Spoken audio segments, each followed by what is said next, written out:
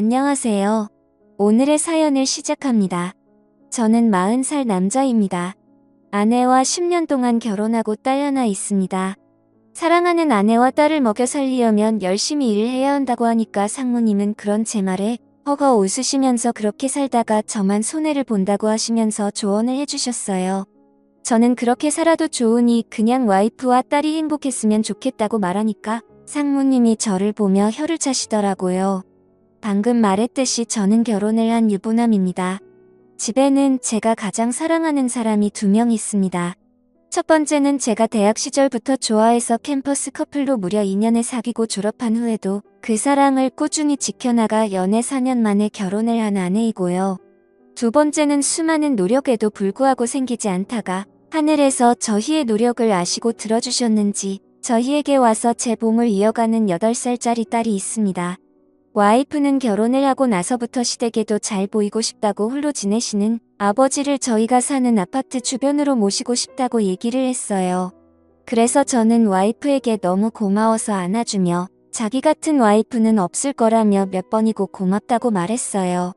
제 와이프는 일주일에 한 번씩 저희가 살고 있는 아파트의 옆 아파트에 살고 계시는 저희 아버지께 먹을 반찬을 만들어서 가져다 주고 있어요.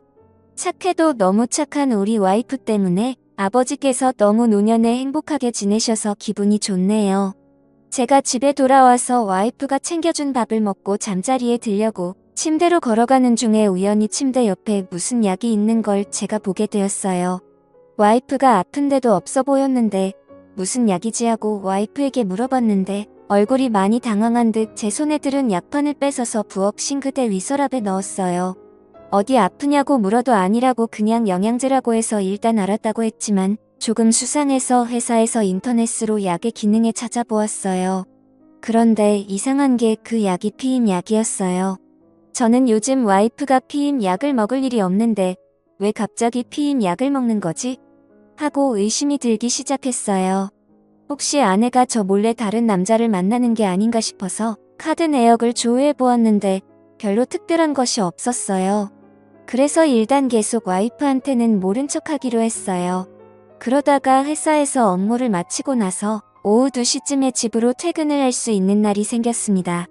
그래서 오랜만에 와이프와 같이 영화를 보기 위해 집으로 갔어요.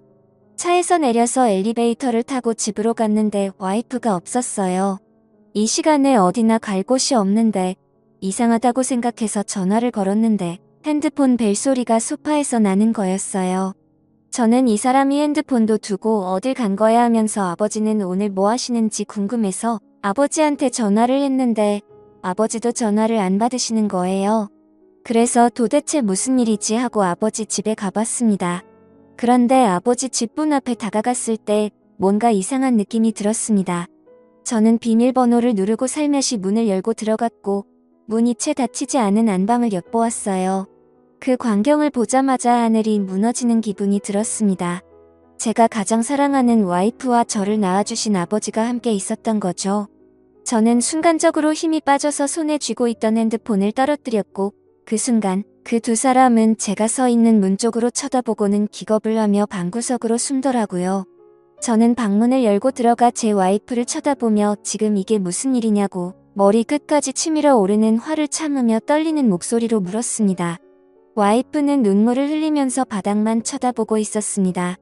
저는 아버지를 분노한 눈으로 쳐다보면서 노려보자 아버지는 자기가 잘못했다고 하면서 며느리는 잘못한 거 없다고 하면서 무릎을 꿇고 저를 보며 말했습니다.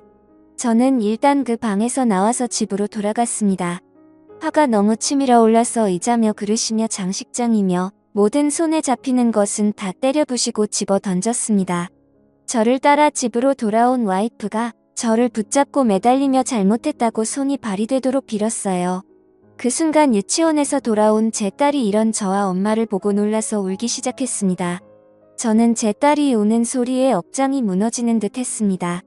늦게까지 일을 해서 돈을 벌어오면 와이프와 딸을 위해서 밥도 사주고 옷도 사주고 행복하게 살 줄 알았는데 그렇게 믿었던 와이프가 그것도 나를 낳아준 아버지와 불륜을 저지르다니 정말 소름이 끼쳤습니다. 저는 일단 우는 딸아이를 방으로 데리고 가서 재우고 나왔습니다. 그리고 나서 방을 나와서 거실에 무릎을 꿇고 비스듬히 앉아있는 와이프를 보고 나가라고 했습니다. 와이프는 자신이 잘못했다고 하면서 그렇지만 딸에게는 엄마가 필요하다고 하면서 구질구질하게 매달리는데 정말 꼴도 보기 싫어서 집을 나와 다시 회사로 갔습니다. 제가 그렇게 만만해서 그냥 화가 나도 다 참아주니까 지금까지 이렇게 숨겨왔을 겁니다.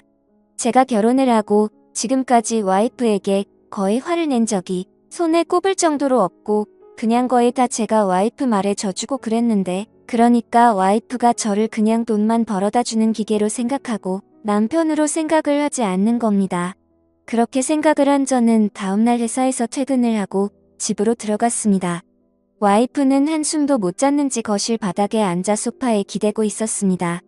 저는 물을 한 모금 마시며 와이프에게 얼마나 됐냐고 물었습니다. 내 아버지와 그따위 짓을 하면서 나를 쓰레기 취급한 게 얼마나 됐냐고 물었습니다. 와이프는 아버지와 실수를 저지른 건 정말 그때뿐이라고 그 전에는 그런 적이 없다고 했습니다. 저는 그 말을 믿을 수가 없었습니다. 나를 속이고 그렇게 다른 남자도 아니고 내 아버지랑 바람을 피운 여자인데 믿는다는 것은 말이 되지 않았습니다. 저는 와이프에게 지명이며 카드 그리고 차 등 모든 것을 다 제 명의로 바꾼다고 말했고 와이프에게 생활비를 줄 거라고 말했습니다. 지금 와서 돈이 무슨 소용이냐고 하지만 이렇게라도 아니 뭐라도 와이프에게 복수를 하고 싶었습니다. 그리고 지방으로 이사를 갈 거라고 하며 아버지와의 그 어떤 연결고리도 다 끊겠다고 했습니다. 그리고 와이프가 보고 있는 앞에서 아버지에게 전화를 해서 더 이상 얼굴 볼 일 없을 거라고 죽어도 장례식 치를 때에도 얼굴 비칠 일 없을 거라고 하고는 끊었습니다. 그렇게 우리는 고급스러운 아파트 단지에서 녹이 슬어 있고 더러운 때가 묻은 주택 단지로 이사를 갔습니다. 사실 제 꿈은 이런 주택에 와이프와 딸과 오순도순 노년을 맞이하고 싶었는데 와이프는 이런 제 꿈이 너무 싫다고 하던 게 기억이 났습니다. 그런데 자기가 지금 불륜을 저지르고 제게 할 말이 없으니 이런 데로 이사를 가도 불평불만을 할 수가 없었습니다. 저는 아내에게 한 달에 30만 원의 생활비를 주고 먹을 것과 생필품을 사도록 하게 하였습니다. 이미 다른 남자와 불륜을 저지른 여자이기 때문에 충분히 또 바람을 필 수 있는 여자입니다. 돈을 있는 대로 적게 주고 어디 나가 놀 수 없도록 하기 위해서 최대 30만 원을 준 겁니다. 가장 불쌍한 사람은 제 딸이었습니다. 불륜이나 저지르는 엄마를 따라서 저와 함께 지방에 내려와 친구들을 모두 잃고 혼자 덩그러니 유치원에 가야 해서 딸만 보면 눈물이 났지만 그래도 저 여자에게 복수를 하기 위해서는 딸도 조금 희생이 필요했습니다. 와이프도 자기 딸이 이런 지방에서 허접하게 유치원에 다니게 될 줄은 상상도 못했는지 매일 딸이 유치원에 가고 나면 식탁에 앉아 울어서 저녁에 들어와 보면 눈이 퉁퉁 부어 있었습니다. 이사를 와서 거의 한 달이 다 됐을 무렵 아버지에게 전화가 왔습니다. 전화를 안 받으니까 계속 하셔서 어쩔 수 없이 받아서 왜 전화를 했냐고 물어보니 자신이 잘못했다고 자기가 죽을 죄인이라고 하시면서 우셨습니다. 저는 그런 소리조차 듣기 싫다고 그런 소리 할 거면 끊겠다고 하며 전화를 끊었습니다. 제 부모이기 이전에 제 와이프와 바람을 피고 불륜을 저질렀는데도 제게 전화를 해서 잘못했다고 할 용기가 있었나 봅니다. 저는 전화번호를 바꾸고 아버지 전화번호를 차단했습니다. 그렇게 저는 아버지와의 연을 끊고 불륜을 저지른 와이프와 함께 억지로 살고 있습니다. 딸을 위해서 억지로 같이 살지만 정말 하루하루가 죽을 맛입니다. 제가 어떻게 하는 게 좋을까요? 마음 같아서는 당장 이혼하고 살면 숨통이 좀 트일 것 같습니다. 감사합니다.